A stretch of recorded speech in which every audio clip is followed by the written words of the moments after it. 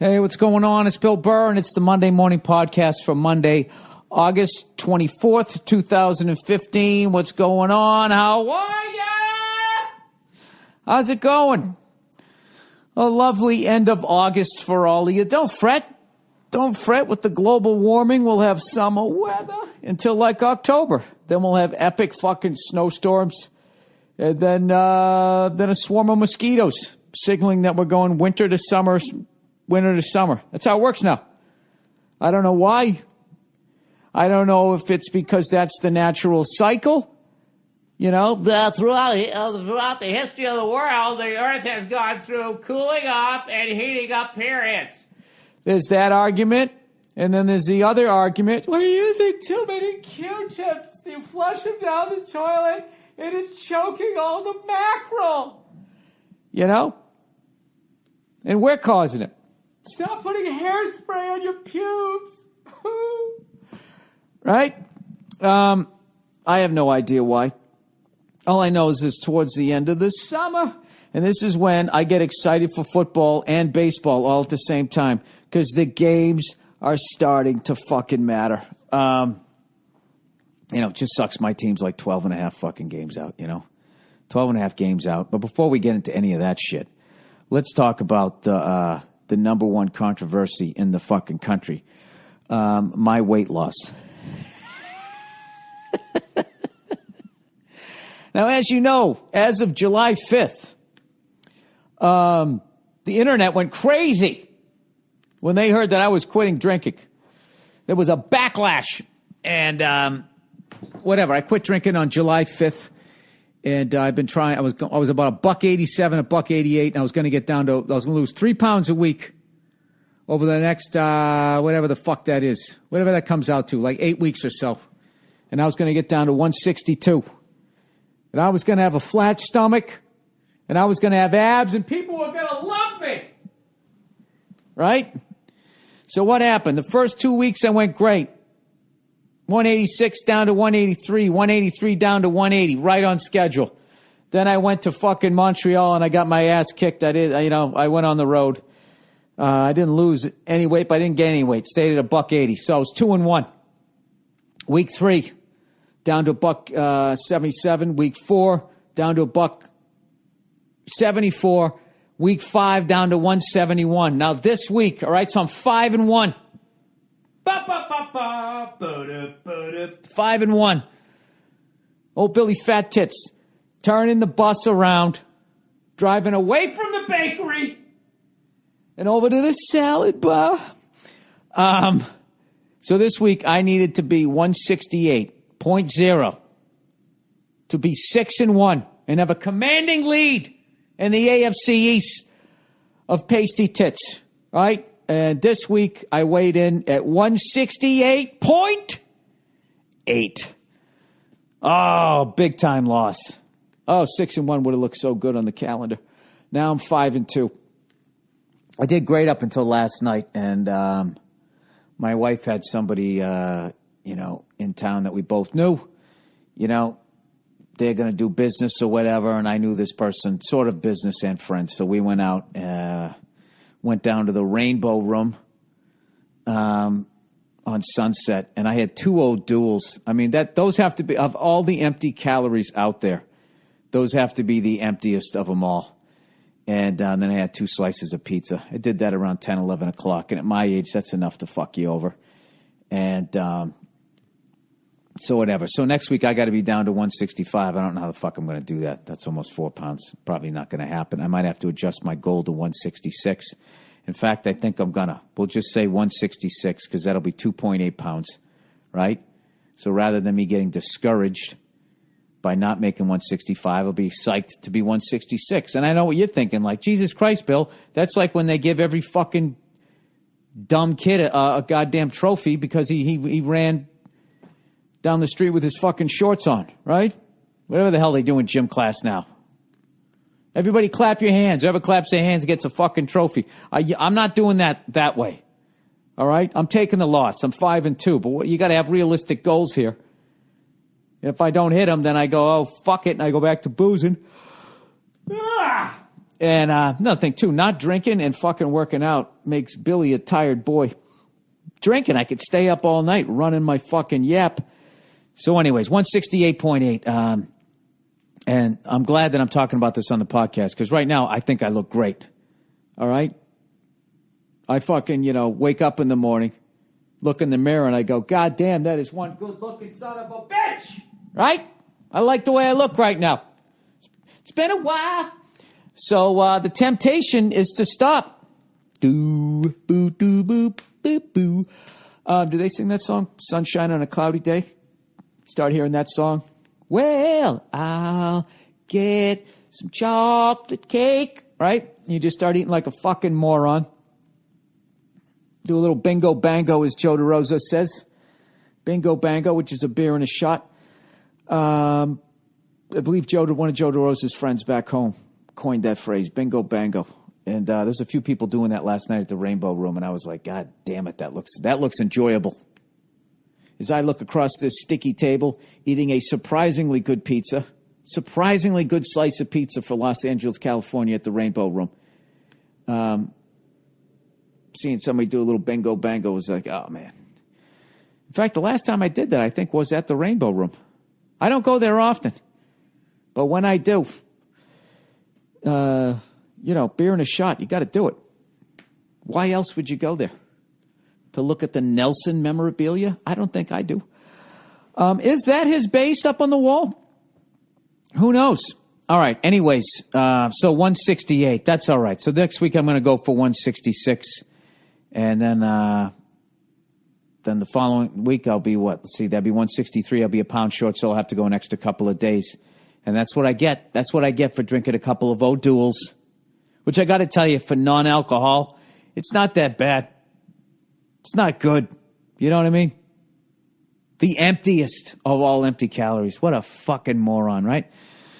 So anyways, hey, by the way, my phone is acting up here. I got the fucking iPhone 6, so I'm supposed to be with all the cool kids here with all the brand new shit. And for some reason, this thing, I just lost all my fucking text messages, but it's saying I have 3. And then it keeps telling me to sign into iCloud, which I don't want to do. And I keep hitting cancel, and then it keeps popping up again. If anybody knows how to make that go away, make the world go away. Make that fucking thing go away. I would really appreciate it. Messages. What did I do here? How come I'm not getting my messages? So what you want to do is click on the settings fucking thingamajiggy there. I have no idea what's going on here. I have the iPhone 6. What happened? Did I sweat on it? Huh? Did I drop it in a fish tank? They always say that to you, huh? Did you drop it? Oh, yeah, I just fucking spiked it on the ground, pal. That's are you not supposed to do that with the phones? Yeah, I wasn't sure. So, anyways, let's see. What do I weigh? I weigh 168.8. So I'm going for 166. The back of my head, I'm still going for 165. And I'm going to ride this bike that I just got fucking redone, fixed up or whatever, a couple times this week. Just because every time I look at it, I hear Verzi's voice now going, dude, you're never gonna ride it. That is the biggest fucking waste of money. And you know what? Every time I think he's right, I picture Paul Verzi on a bicycle, and I just start dying laughing. And I realize he doesn't ride a bike. Paul Verzi never rode a bike. You know what I mean? He likes four-door sedans. Anybody who likes a four-door sedan does not like a bicycle. You know, what the kind of motor trend? He's the kind of guy that if he bought a motorcycle, he'd get a fucking three-wheeler, right? Am I an asshole here? I still realize you're exposed when you ride those things, but I think the only people who should ride those are really old bikers who spent 4 to 5 decades riding on two wheels. Then they're just too old, too brittle to get back out there in their old horse, but they still love riding. So you get them the fucking trike, you get them the three-wheeler, right? Seeing these every time I see a fucking young punk on one of those things, they're always looking over their shoulder, and somebody in like a fucking German four-door sedan is always chasing them It's happened to me 3 times out here. I see some kid in one, and he comes roaring up to the red light, and he's frantically looking over his shoulder, and then some kid in like a white BMW is chasing him. It's like fucking Grand Theft Auto. Actually, I only saw it one time, but recently I saw another kid pull up to a red light in a 3-wheeler, and he fucking looked over his shoulder. So within my head, not only was it happening again, I added another one. Almost like bankers when you deposit $100 and then they loan out that $100 like fucking 90 different people and just counterfeit $800 out of the fucking air, right? Anyways, this is the Monday Morning Podcast for this week, and I got to make sure I fucking eat well this fucking week. I got to do this. I got to see this thing through. I got to get down to $1.62. Other than that, my fucking summer's getting about ready to get fucking great with football coming around. I can't fucking believe it's almost here. You know, I am so jonesing for sports right now that I actually taped. If you wonder about my weird breathing, I had a fucking burrito today. I'm going off the rails, but I'm talking about it out loud here so I don't fuck up. You know what happens? First day you look in the mirror, you're like, dude, I look good. I look fine, right? And that part of your brain goes, hey, let's go to McDonald's. You know what? I think I will. But I actually watched Serena Williams in the semifinals of that Cincinnati tournament, and I didn't see it today. I kind of got into all these obscure tournaments. I only used to watch like the finals of the majors, but right now I'm reading Andre Agassi's book, Open, which I highly fucking recommend, especially for somebody who's trying to accomplish something or if you fucking hate tennis. The way he describes what you go through mentally. God, I can't stop yawning. What you go through mentally when trying to win a tournament or just trying to get better or not get psyched out because you're the new kid and you're playing against John McEnroe or some fucking legend. It's an incredible book. So I started, and what has fascinated me more than the majors has been all these what I consider jerk-off tournaments that I never paid attention to. Indian Wells, Cincinnati, you know, the clay season. I only thought there was just the French Open and that's it. And he was like saying that there's the clay season, the grass season. They got all these other fucking obscure tournaments. And you know what I love most about them? Plenty of fucking seats. Jesus Christ, you could have just walked into Cincinnati and sat down and watched whoever the fuck you wanted. Tremendous. So I watched Serena win. And today she won the whole thing. And Roger Federer also won. And I guess he's looking young. You know, looks like he's rewinding the clock there, and the U.S. Open's around the corner. Am I making you guys yawn? I don't know what's going on with me. I don't know what's going on here. You know what it is I ate a bunch of shit food. My body's reacting to it. Right now it's fucking just shutting everything down. You know, like when you close all the extra apps because it's sucking off your fucking battery there. You know what I mean? I think that's what my brain's doing right now. All right, let's shut it down and deal with this fucked up thing you just put in our stomach. This is the priority. Everything else, like consciousness, doesn't fucking matter anymore. So anyways, I'm actually psyched to watch the U.S. Open and actually to watch tennis on a level that I never watched it before, which is basically to pay attention to does the person keep hitting to the other person's forehand, to their backhand? They hit it right at them. Where do they put it in the box when they fucking serve it?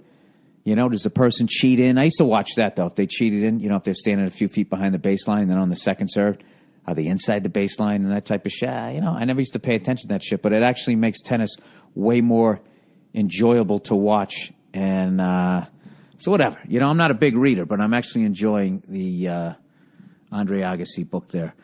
So, anyways, Jesus, 14 fucking minutes of just babbling. So, anyways, did anybody watch? I was on Conan this week. I want to thank everybody over there once again. Had a fucking awesome time. How great is Conan, man? The guy just rolls with it every time you get out there. And as you noticed, I was hyping the Madison Square Garden show, which is obviously a big deal for me. And oh, wait a minute. I already talked about... Did I kind of talk about this? Well, I said who was going to be on it. And whatnot, whatever. That's fun, though. That shit is always fun, doing fucking panel. It's a lot easier than coming out there and doing fucking stand-up, you know what I mean? You just have to go out there and host the show. Going out and doing panels easy. You just sit down If you get someone cool like Conan, he just fucking sets you up, just tees you up the whole time, you know? And then if you're on a nice run, he lets you go. And then if you fucking fall on your face, he jumps in, he saves you. Right? Him and Andy. So once again, thanks to everybody over there. I had a fucking awesome time, as always. And, all right. Oh, let's get to the big fucking thing of this week that affected my life. The big controversy. The big blowback in this comedy climate that we live in. Which obviously what I'm talking about, and I've kind of been dancing around it for the first 14 minutes, because I've been debating about whether or not to talk about this and just throw more gas on the fire or just let it burn itself out. Of course, what I am talking about is ESPN retracting their statements and apologizing to the New England Patriots at 12:20 in the fucking morning. Can you fucking believe that? Is ESPN not the biggest bunch of fucking pussies ever? First of all, they re-reported a story that was retracted in 2007, and it's that classic one that, some guy heard a rumor that somebody said that the Patriots filmed the Rams walkthrough before the Super Bowl. That story came from the Boston Herald. It was retracted in like fucking 2007, according to the 3 seconds of fucking research that I did before I did this podcast. ESPN, I evidently recently repeated it. I never watch ESPN anymore. Somebody tweeted it to me. That's how I actually know about this shit. So I guess they brought it up again as if it hadn't been retracted and proven false. So then they had egg on their face. And rather than apologizing during the time of day when they fucking first reported it, they did it quickly at 12:20 in the fucking morning. What a bunch of babies. You know? So there you go, everybody. All you Patriot haters. Have you noticed all the paint peeling off your fucking arguments? How about this? We're the best fucking football team in the NFL for the last 15 years. And we got the trophies and the rings to prove it. All right? Other than that, you can get on your knees and suck a giant fucking dick with your bullshit fucking arguments. All of it, from Spygate right to DeflateGate, to filming practices, all of it is a bunch of fucking bullshit. Spygate might be the worst one ever if you ever do any research on it and Google some of the best coaches in the league talking about filming other fucking teams, putting binoculars on them. A veritable who's who of Hall of Fame coaches talking about doing it. So fuck all you guys, and I can't hear you. I can't hear you anymore because I know you're just going to have to retract it soon enough. But by all means, keep giving Seattle, you know, where their own owner fucks over his own fan base with the alleged large beer and small beer, building a stadium that makes his team sound louder than they actually are. And old squeaky clean fucking Pete Carroll. Oh, yeah, there's a fucking altar boy for you. I'm sure nothing. You know, he got busted for doing something. A little gamesmanship last year, having people reporting to practice before they should have to try to get some extra advantage. That's all right. That's just because he's so dedicated. They're not cheating out there. No, I'm the Raiders, the Cowboys. There's a couple of squeaky clean fucking franchise. Give me a fucking break. Fuck all you guys. Fuck all of you. Fuck you in your ear. Fuck all of you. All right? We are the champions again. I love it. I love it. ESPN with their tail between their fucking legs. 12:20 in the fucking morning. Oh, yeah, by the way, all that stuff we said about the Patriots was bullshit. Anyway, shameless ESPN who fanned the flames of that fucking DeflateGate after they did a study and proved that it was a disadvantage, and then they tried to quickly take it down. Oh, you fucking whores. Go fuck yourselves. All right, let's do a little advertising here for this week. All right, what do we got here? 5 reads. All right, let's try to plow through these. Dollar Shave Club, everyone. I got to tell you, shaving the old way sucks a lot. It hurts. You lather up with cheap phone, wincing as hair is scraped from your sad little face with those old worn-out razors you won't throw away because they cost so much goddamn money. Well, not anymore, everyone. Dollar Shave Club sends amazing razors for just a few bucks. And when you use them with their members only, Dr. Kavi's Easy Shave Butter, it completely changes the game. Forget foam. This stuff is the real deal. It's magic. Something happens when you put it on. I feel great. It's hard to describe. Is my dick going up? But it feels amazing. Don't stop. It's the most gentle, peaceful shave imaginable. You barely know you're shaving. Other shaving products can leave your face feeling dry and tight. It's awful. But Dr. Kavi's Easy Shave Butter is high-quality stuff, just like their razors. It's got organic, all-natural ingredients like pear cactus and black willow bark. So whatever you do, don't put it on your dick. So your skin feels smooth and fresh and moisturized every time you shave. It's great for if you have sensitive skin. Dr. Kavi's Easy Shave Butter from Dollar Shave Club is nothing like you've ever tried. Dr. Kavi's Easy Shave Butter. Just one more reason to try Dollar Shave Club. Do it today at dollarshaveclub.com/Burr. That's dollarshaveclub.com/Burr. Hey! dollarshaveclub.com/Burr. All right, Trunk Club, everybody. Are you a slob? Are you colorblind? Do you just hate going to the mall? Well, I got the thing for you. Trunk Club. Summer has officially arrived, everybody, in case you've been in a drunken stupor. It's August 24th. And that means you're too busy firing up the grill and sunning in the sand to even think about setting foot in a mall. The problem is, you still need to look fresh to death. Trunk Club gets it. That's why they've taken the hassle, man, out of shopping by shipping you a trunk of clothes, that fit perfectly and make you look like $1 million or at least 1,000. At trunkclub.com/Burr, you answer simple questions about your style, preferences, and size, and are then assigned an expert stylist who handpicks clothes curated from the best premium brands that are perfect for you. You pick what you like, and just like that, a trunk full of hand-picked clothes arrives at your door, and you only pay for the clothes you keep. No ongoing subscription, no hidden charges, just great clothes. And right now, their service is completely free. Get started at trunkclub.com/Burr. That's trunkclub.com/Burr. Hey! Trunkclub.com/Burr. Oh, here we go. Boop, boop, boop. Me undies. No more sweaty balls, but me undies. ESPN should put on a pair and keep their clam fucking dry when they lie about the fucking Patriots. Suck a dick, you had to apologize. They should have got you a diaper. Oh, yeah. All right, me undies, everybody. You wear underwear every day. That's 365 days a year, rain or shine. Unless you're free balling. You need to be extraordinary. Extraordinary without an insane price tag. You need it to be. You don't have to be extraordinary, but your underwear does. And believe me, your balls will thank you. MeUndies understands this, and that is why they created the world's most comfortable underwear. Luxury at half the retail price you could find.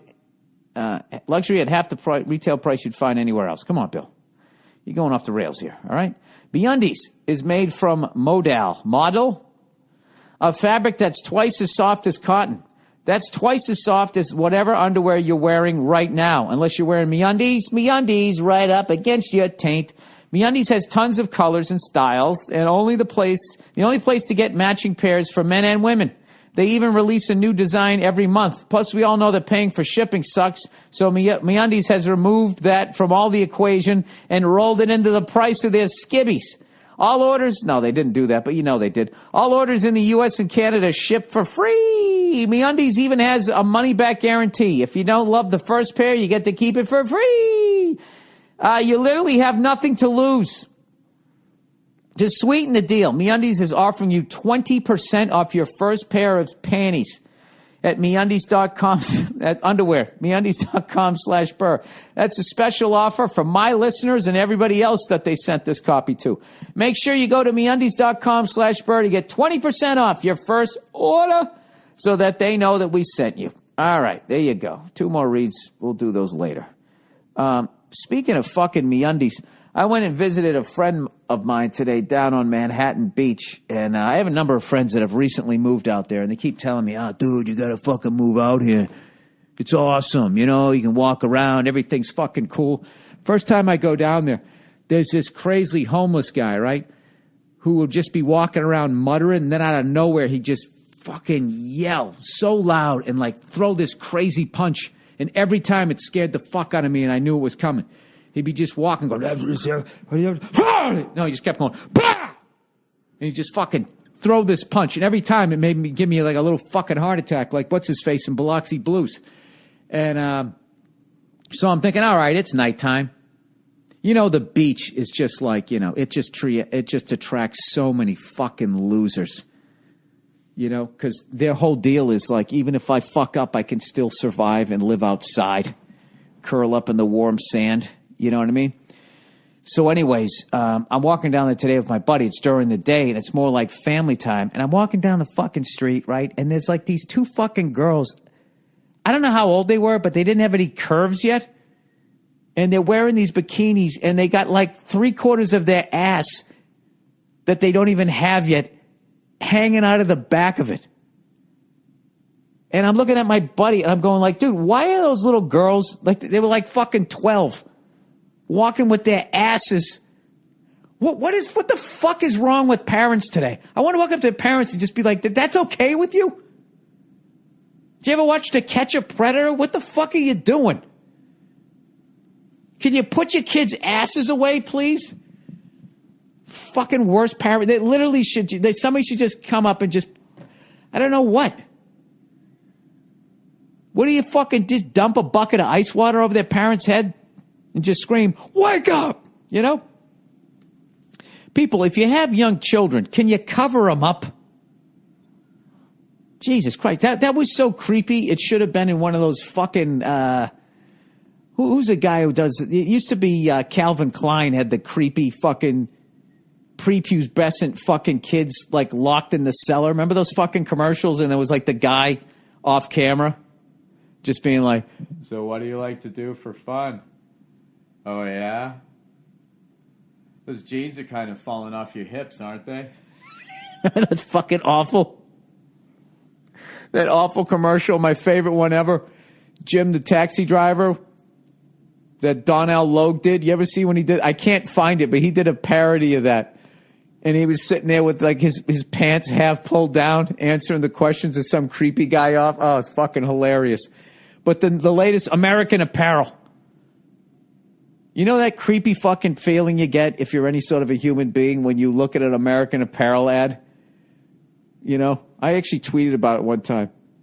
You're pulling up to it, and, you know, old man, you're fucking pulling up with your bad eyes going, Jesus, look at the ass on that ass. He's only 12, right? That's the same thing. That's the same fucking feeling. Today, it's like, what the, why? Who's the fucking creep that makes a bathing suit for a little girl like that? You know? I don't know. Whoever it is, he goes by uncle. That's always a dead giveaway. When somebody's in their 40s, they're not married, right? And they're still hanging out with people half their age, and they go, oh, just call me fucking uncle whatever. That's when you immediately have to leave. And if there's any drink in the room, don't drink it. Right? Am I fucking nuts?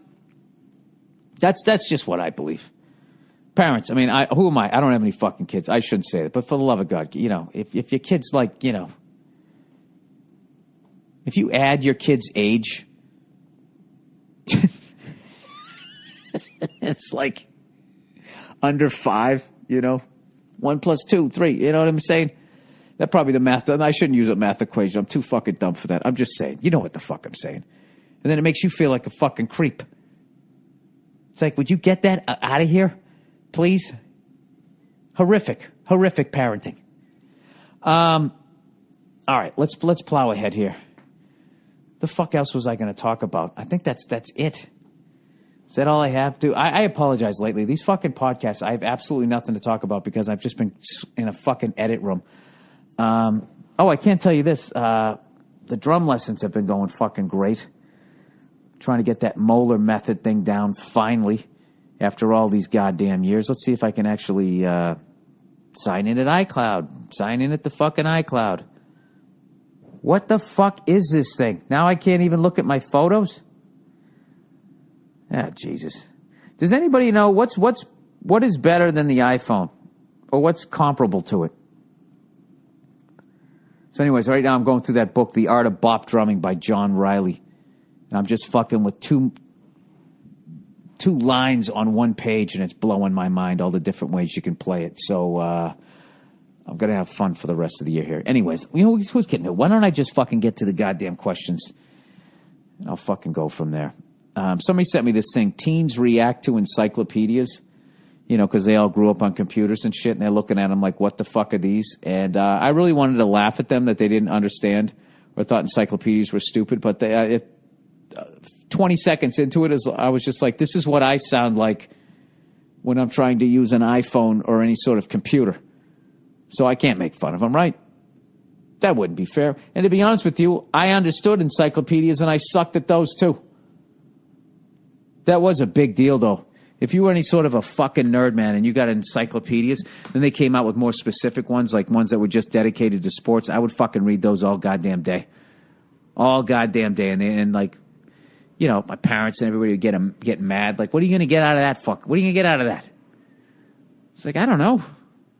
Maybe someday there'll be a 24-hour sports network that I could get a job and make millions of dollars a year and say things that aren't true and then retract it at 1 a.m. Support a coke habit and get some whores? I mean, who knows? There's all kinds of shit that could happen here. But watching that just took me back to those days of having to do fucking book reports and all of that. Oh, my God. Book report. Always just waiting to do it. There was always that fucking kid that just had the fucking ability to just go home, read the book, and get it done. And just get on with their life. And I would just sit there staring at the book, walking by it every day like it was like, I don't know, Medusa's head. Like I was going to turn to stone if I fucking looked at the thing. I really wish if I could go back and do my life over again, there's just so much shit that I just would have faced immediately and just gotten it over with. From fucking ass kickings to book reports to the Moeller method, playing drums, just sitting down and dedicating fucking 3 months of my life to get a little bit of muscle memory so then it slides in eventually to my playing. And just say, okay, the next 3 months are going to fucking suck. There's going to be slow increments of growth. And when I come out the other side, I'm going to be really excited about it. I just wish I had that when I was a kid. And it's something that I've slowly developed as I've gotten older.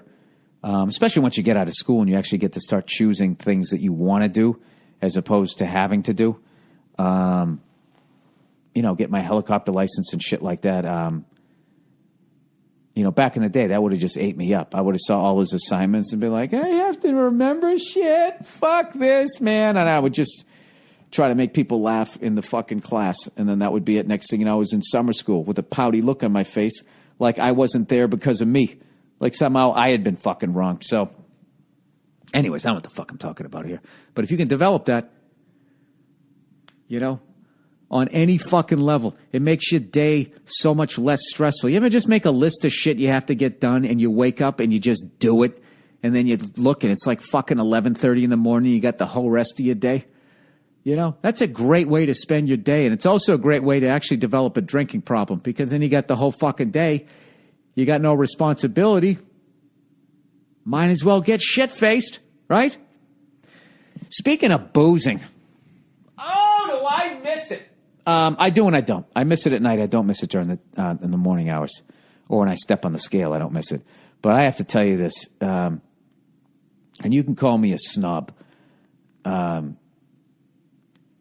wife is totally into that American greed. And one of the things that I find these guys constantly spending money on, we're just blowing money on, is doing like $1,000 shots of cognac. Cognac, however the fuck you say it. And me and Jason Lawhead did $100 shots one time. One time we said, fuck it. We both did a show. I had sold some posters. He sold some fucking CDs. And we had some merch money. And we were just like, fuck it. Let's just take the merch money. Let's blow it on one shot. Let's fucking taste this shit. And it was unbelievable. And, unlike whiskeys that seem to only go up to about, 20, 25 years, like bourbons, like those cognacs can go. I mean, as far as I know, I saw some on the internet because I was looking them up that went back hundreds of years. Is that true? I know wine can go back like that, but I was wondering, anybody out there currently embezzling money from a company and can recommend, obviously I'm not going to do $1,000 shot, but can you recommend some, dipping my toe in the water for when I come off this thing? Because as you're hearing this, I'm 50 days in to my 72-day stay of no fucking alcohol. I'm already 50 days in, huh? Look how quick it goes. So when I come out of it, man, I would really love to try something like that. Because with that shit, you're just sitting there like, I remember when they poured the shot, I was almost afraid I was going to spill it. I forget how old, it was like 60 years old. I'm like, oh my God, this is like, I forget how old I was at the time. I was like, this is like 15 years older than me. Like this thing was put into the barrel, whatever they do, when like Harry Truman was still in the, like he was just, well, I can't know, wait. Was Truman in early 50s, I think? Yeah, the early 50s. I think Truman was in office, right? Well, let's see. He finished World War II, dropped the bomb. That was like 46. Jesus Christ, Bill, the fucking internet's right in front of you. Can you stop torturing the goddamn listeners? Who the fuck was president in 1952? I'm going with Truman. I thought it went FDR, Truman, and then Eisenhower. U.S. President 1952, and it is Harry S. Truman. Go fuck yourself. Bam. That guy looks like somebody I wouldn't fuck with, man. There's just something about those round rimmed glasses. You know what he looks like? He looks like the actor that played the warden in the fucking Shawshank Redemption, doesn't he? I wonder if he called up Japan after he dropped the second one. Do you like that second one, or am I being obtuse? Anyways. What the fuck am I talking about? What am I talking about? Oh, I'm talking about the cognac. I was almost afraid to fucking spill it. And then also, you didn't want to drink it really fast. You wanted to, like, savor it. So I'm thinking, when I go back to boozing, so I'm not bangoing the whole fucking time. I'm actually just sipping it nice and slow, like nice and slow. See, that's the way to do it, nice and slow. Fred Flintstone. For those of you who are my age and that you were like, where the fuck is that from? Where the fuck is that from? I don't want to torture you. That was from the Fred Flintstone episode when Fred got mugged. And the guy was telling him to reach in to grab his Stegosaurus wallet, right? And he was going nice and slow, see? That's the way to do it. Nice and slow. Remember the guns? Like the barrel was made out of a hollowed out tree branch. And then you just, with the tendon of a bird, you stretch back the fucking rock. I guess that would kill you back then. I had no idea. Did you know that cavemen had pistols? I love the fucking caveman diet, by the way. Everybody's a caveman diet. This is what cavemen ate. Yeah. They probably ate worms and they ate ants. They probably ate anything that they could fucking get their goddamn hands on. Their dirty, filthy hands. And then they died of some intestinal virus when they were like 15. You know, I love the caveman diet. Like, who the fuck knows what they ate? Did they draw a picture of it on the inside of a cave? How the fuck do you know what that is? They should call that our guess of the caveman diet. All right? Well, let's see. We know Fritos weren't around back then. Cross those off the list. Like, do you honestly think that there was like where the fuck was cantaloupe? Where was an avocado? Where the fuck was any of that shit? You're just walking around trying not to get eaten. You grab a stick, you stab something. I would think that you're eating fucking roadkill. You're hunting shit, and then you're just eating stuff. You're slamming your face in a stream, right? Trying to be upriver of somebody else who's down there with his fucking prehistoric goddamn balls and taint in the fucking water. I don't know. Who knows what the fuck they ate? I'm so sick of people telling me about the goddamn caveman diet. It's a caveman diet. I have an egg over easy. All right, let's get on with the questions here for this week. Lady fan. Lady! Hey, ladies. Hey there, Bill. I'm a lady fan and am excited. What? And am seeing you for the first time in Chicago in October. So excited. See what my brain does? It's reading one sentence while it's looking at words in the next line below. I don't know what my fucking problem is here. My husband has been acting weird about us coming to see your show. I think it's because a few weeks ago we were watching one of your specials and I said you were my celebrity crush. Oh, Jesus. My husband chose Scarlett Johansson. Nice fucking choice. I like this guy. Of course, I would never cheat on my husband, but I'm afraid if I enjoy your show too much, he's going to give me a side eye look or bring it up later. Can you please put his mind at ease? Why do I have to put his mind at ease? Why don't you quit picking people that are attainable?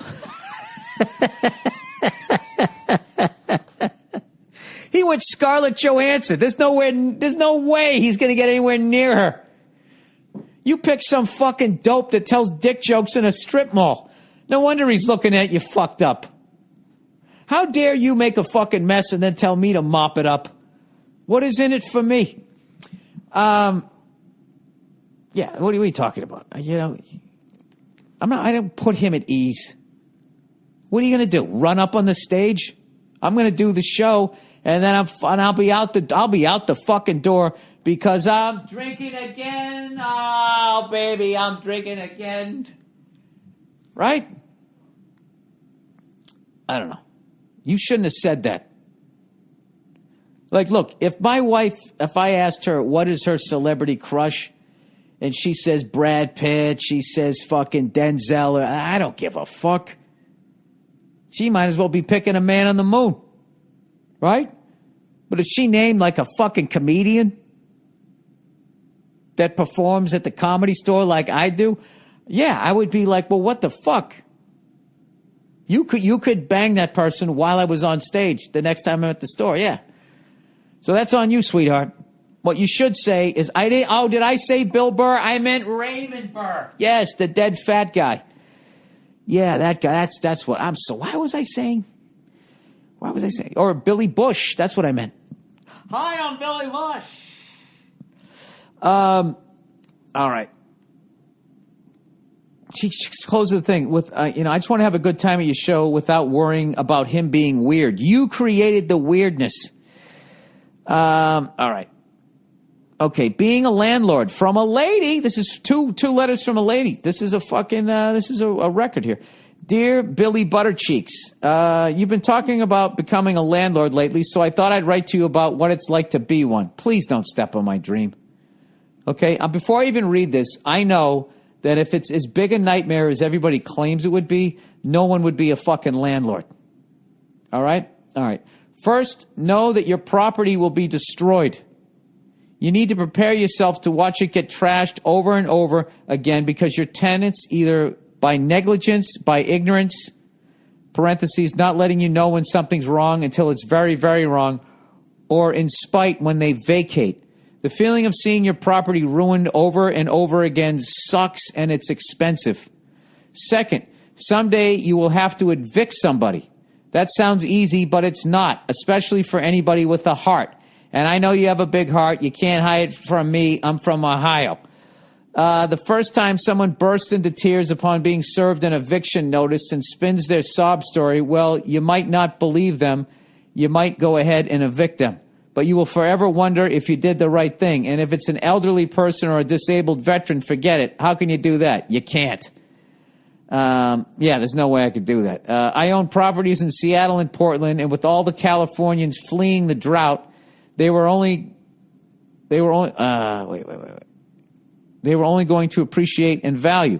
But climate change refugees are going to be desperate people, and I didn't want to take advantage of their plight. I didn't want to become that person. Someone will, no doubt, but it won't be me. I don't have the heart. So think about it twice.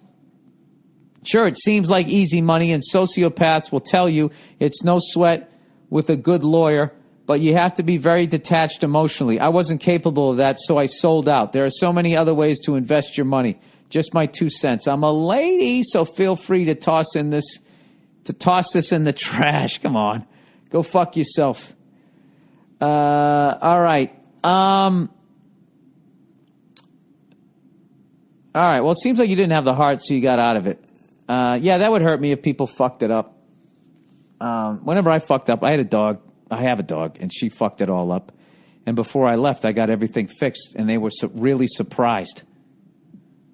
Because when I went to move out, they were like going, but before you move out, we need to inspect that damage, because somebody came over and fixed the sink, saw all the damage, like the wood moldings and that type of shit in one of the windows. From my dog with its separation anxiety, tore it all up. But I had it all fixed before I left, out of respect, and then also knowing that landlords will go down to Home Depot and spend $20 and then charge me my entire fucking deposit. So I eliminated that from the equation. I'm still going to become a landlord. I think it's a great fucking investment, and I do have the heart to give people a break, and I also think I know when someone's bullshitting me. Yeah, you know what I mean? Pay your fucking rent or beat it. You got to get in that mindset. You know what I think it is? I think people who really are landlords and don't give a fuck and look at shit as bricks and mortar and are black and white probably do the best in that business. And so I think you got to do that. You know what I mean? You got to watch the movie Heat and listen to De Niro talk about how you got to be willing to walk away at any second. You know, you got to be willing to evict somebody and just fucking walk away. All right, Bill. Okay, thank you for doing the podcast. Easy for people to take that. You could be a little more reliable uploading Thursdays, though. What a cunt. All right, here we go. I actually fucked up that guy's joke. He was trying to act like he was going to be cool here. Thank you for doing the podcast. Easy for people to take for granted / bust your balls on Twitter, but know that they are appreciated. The podcasts are appreciated. You could be a little more reliable uploading Thursdays, though. Still being a cunt. All right. I've been steadily losing my hair for the last couple of years. It's getting to the point where I'm thinking each haircut might be the last before I start buzzing it all. Kind of crossing my fingers that there's still a comprehensive head of hair when the barber spins the chair around. I've come as close as I can to making peace with a life of baldness. Not thrilled about being here at 30. And women / guys with hair don't really get what a bummer it can be. But what are you going to do? My question, how do I talk about this with my wife? We haven't discussed it whatsoever, as she is able to sense my discomfort with the topic and has never tried to force the dialogue. My wife and I have an honest relationship and have openly discussed topics much more awkward with actual real-world ramifications. All right, so you've talked about having a threesome.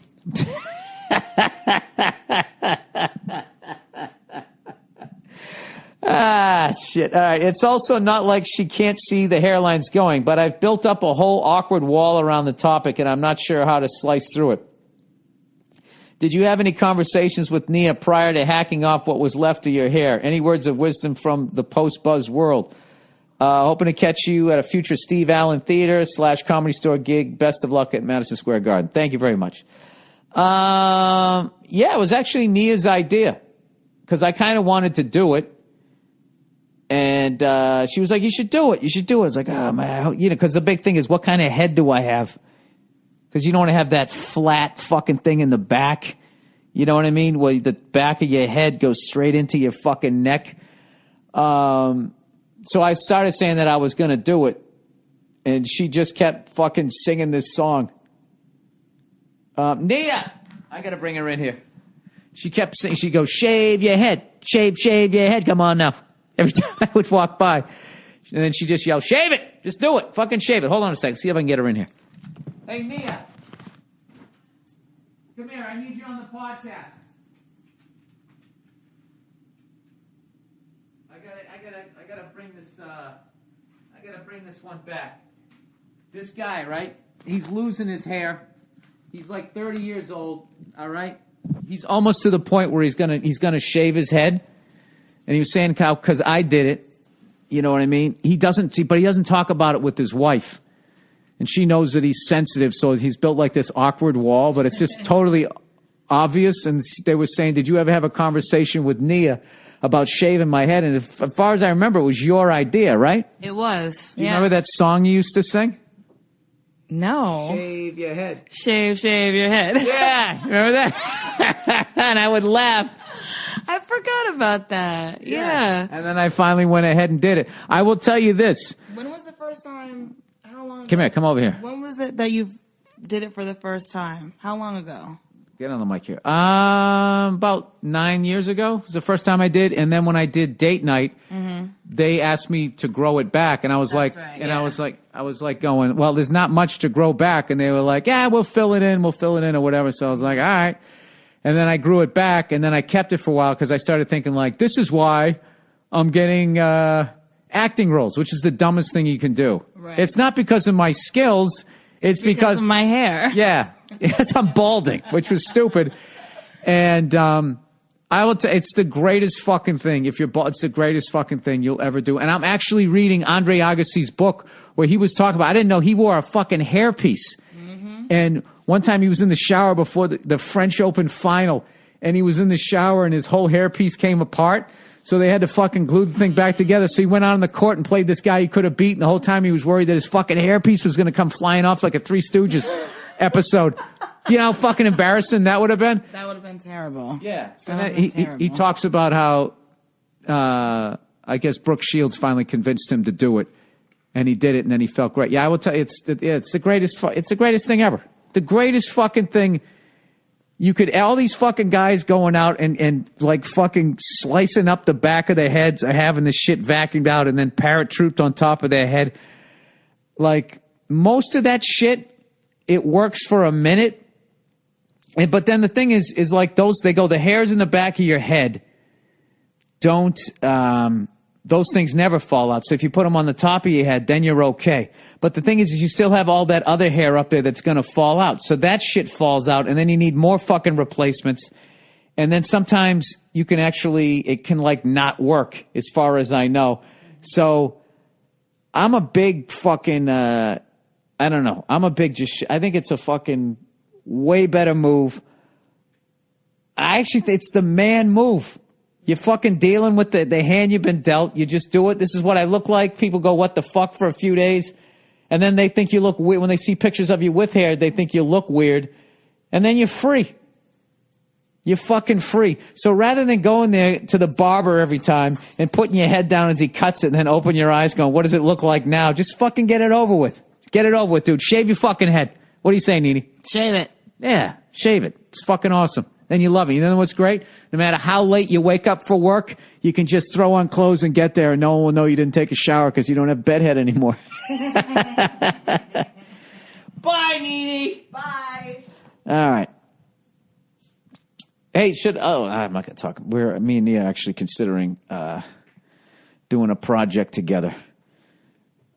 Might write a book, but it's not the kind of book you think. It's not about us. So is that dumb? Is that dumb to get in a business? Why? Why would it be? You know what I mean?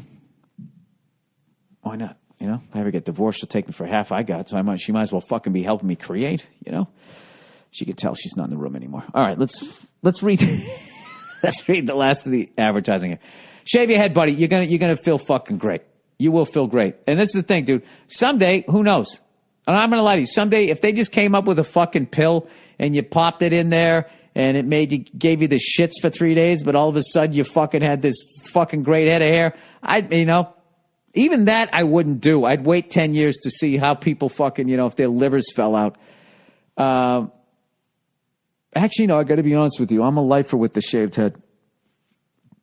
I am. I don't give a fuck. What are you going to do? This is what I look like. Deal with it. Another great thing is if you fucking shave your head, people sometimes think you know a little bit of mixed martial arts, but then they look at your perfect ears and they're like, no, he doesn't. No, he doesn't. But that might be just enough time to give you to run away. That's a true story. All right, LegalZoom, everybody. Do you want the government to decide what happens to your property and minor children? I love how hardcore fucking LegalZoom goes right out of the gate. I mean, just immediately like, Jesus Christ, no, of course I don't. If not, make the commitment to protect your family with a last will, living trust today. It's National Make a Will Month at LegalZoom.com, and doing the right thing has never been easier. They've created a better way for you and your spouse to control your family's future. Check out LegalZoom's new Last Will and Living Trust bundles.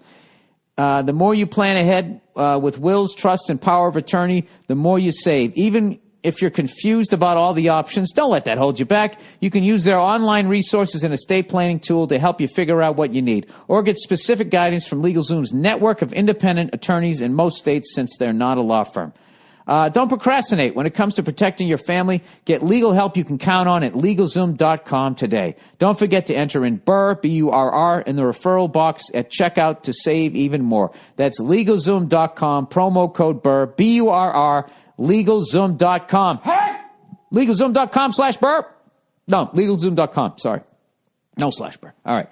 And finally, lastly but not leastly, Stamps.com, everybody. Most of us are trying to find more time every day to get things done. So you can let trips to the post office slow you down. No, you can't. Sorry. So you can't let trips to the post office slow you down. Jesus, what am I talking about? Now you don't have to, thanks to Stamps.com. For he's a jolly good fellow. With Stamps.com, buy and print official U.S. postage right now from your own computer and printer. Stamps.com will send you a digital scale that automatically calculates the exact postage you need for any letter or package, any class of mail. You'll never waste valuable time going to the post office again. Do everything right from your desk with Stamps.com. Print the postage you need, put it on your letter or package, then just hand it to your mail carrier, and you're done. I use Stamps.com to send out all my posters. And if I can figure it out, so can you. Right now, use my last name, Burr, for this special offer, no risk trial, plus a $110 bonus offer that includes a digital scale and up to $55 free postage. Don't wait. Go to Stamps.com before you do anything else. Click on the microphone at the top of the homepage and type in Burr. That's Stamps.com. Enter Burr. By the way, if you guys are going to go to a comedy club out here, you got to go down to the Comedy Store, man. They got a line around the block, and I think I know why. Listen to this fucking lineup I was on. I went on the main room Friday night, and I walked in. Mark Maron was on stage, who then brought up David Spade, who then brought up Joe Rogan, and then I had to go on after all of those fucking monsters. It's unbelievable, dude. The Comedy Store lately, it's get your ass down there. Everybody's been fucking coming through, and just insane fucking shows down there. It's fun. You know, and Rogan has been working out like a maniac on his fucking act. He was destroying in front of me. You know, it's funny, as a comic that's been doing it this long, you know, I always watch Rogan, but I was talking to somebody, but like subconsciously you're hearing the laughs. And at one point he was getting this level of laughter that I had to end the conversation and then start making a set list. I'm like, I just can't just walk on the stage after this fucking mayhem that's going on out there. I need a game plan here. Which is another fucking great reason to go down there. You know what I mean? All those guys pushing you. All right, let's read the last couple here. All right, bullied at work. Hi, Billy Buff Boy. I work in an office with several young females, several young ladies. Sounds good, right? Wrong. I'm the only young male here. So what's wrong? They like to gang, he said gain, G-A-I-N, gain up on me. It's gang, G-A-N-G, gang up on me, and constantly put me down or make fun of me. It started out all fun and games, but some of them have recently become very aggressive and are almost verbally attacking me. What? I don't understand. What is the problem here? When I have brought it up to them, it just made it worse and made me more of a target. Yeah, dude, you never got bullied before? The last thing you say to a bully is, hey, what you're doing is really bothering me, just so you know. What can I do to make this situation better without getting management involved? I don't want to get them fired or anything. I just don't want to be the female punching bag anymore. Thanks. I don't understand what is going on here. What are they saying to you? If they're giving you shit, you got to give them shit back. You know what I mean? Come on, man. Defeating a fucking woman in a verbal thing, you know where you have to go, but you can't go there because then they're going to rat you out to the boss. This is what you do. Just walk in, right? Just walk in with your eyes squinting. one day. You know, looking like an idiot. Just walking, just and blinking a lot, just squinting. And walk right up to the one with the smallest chest.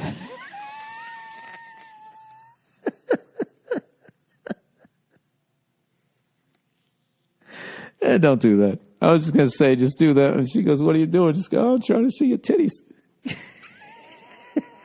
That's so childish and stupid, but unbelievably effective.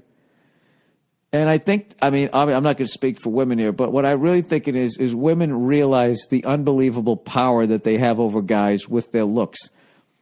So if you ever indicate that there is a flaw in their looks or that they're starting to slip, it really fucks with them. It's too mean. I don't have fucking sympathy for you. What are they? They're just verbally abusing you? Give them shit back. Give them, what are they saying? Right back to me. Right back to me. What the fuck? Are you one of those kids? Did you always wear a helmet when you rode a bicycle? Did you have play dates? Are you part of that fucking generation, dude? Come on, man. Snap out of it. Yeah, I would just be like, hey, when are you cunts going to stop being such cunts? Something. You got to shoot something across the bow. You got to give them shit, dude. You got to give them shit. Just point at whatever they're wearing. Be like, oh my God, where did you get that? And then just keep walking. That's all you have to do. That fucks up a woman's day. What do you mean by that? Do you really think that, You just give it back to him. Just give it back to him, dude. You fucking grow a dick and give it back to him, man. Come on. This is like this whole fucking thing. I'm guessing you're a younger person. Oh, you said a young male. Yeah, you've been completely beaten down to the point where you're now, we went from men beating women with fucking mop handles 100 fucking years ago to now this to the point of a complete overcorrection that you're going to sit here and allow yourself to get verbally abused because they're women. I do like the fact that you don't want to be a rat and rat them out. This is what you got to do, okay? Treat them with the same level of respect they're treating you. I would avoid name calling, and I would definitely not curse. But other than that, I would be just as fucking mean as they are. Dude, they're so easy to fuck with. The next time one of them says something to you, just offer her some gum. And just keep doing it and just being like, listen, I'm not trying to be a jerk. I don't know what you've been eating lately, but I've noticed it over the last few days. And just invent in their head that they have this fucking halitosis. That's it. And then you divide and conquer. It's a joke, dude. It's not that fucking hard. You know what I mean? Just tell them which one you think is the most attractive and why. And let the other two losers fucking deal with that. And the other one will actually feel good that you said it about her. So now she's not fucking with you. And then the other two are pissed at the other girl. And then you got some infighting. And don't bring it down to looks. Just say, she has a certain level of class that the other two of you lack. I'm not trying to be a jerk. And you just fucking leave it nice and vague like that. That's all you do. And all I'm doing is taking a page out of their book because women are masters at that vague mind fuck and then walking away. It's a work of art. I don't even think they have to work at it. They're just born with it. It's tremendous. It probably goes back in the day from when they were dragged around from cave to cave by their fucking hair. They had to say something that mind-fucked the hairy douchebag that was about ready to take advantage of him so they could walk away before he fucking dragged him into the cave.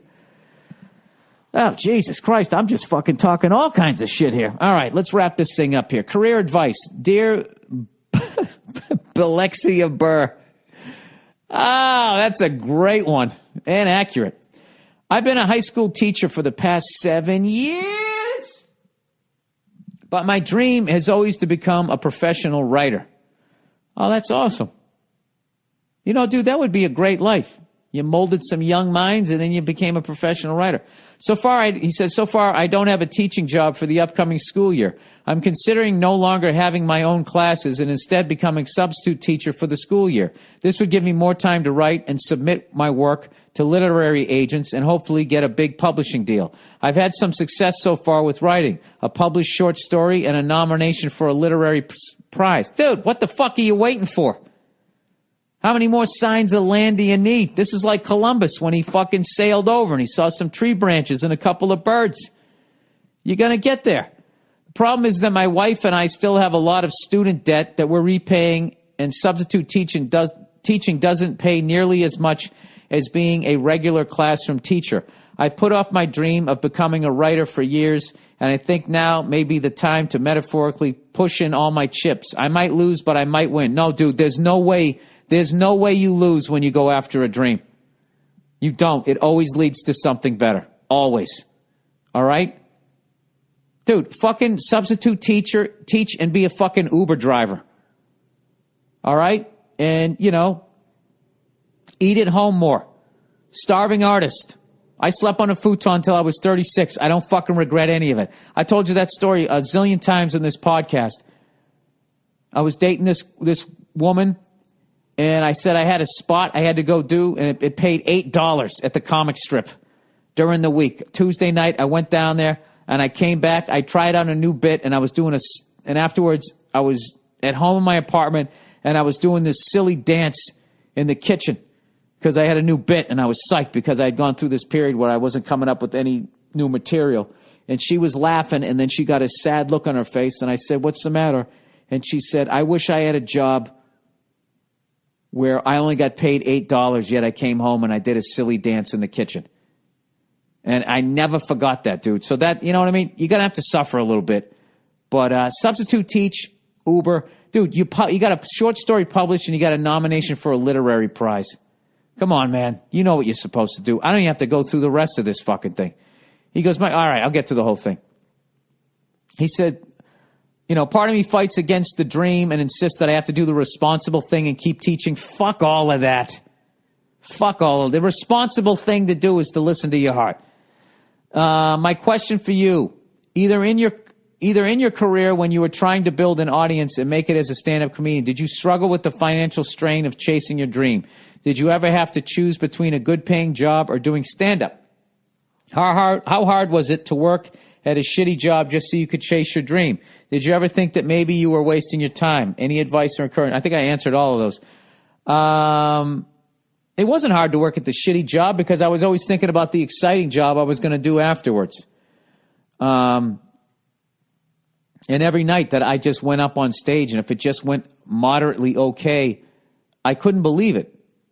I have to be honest with you, like,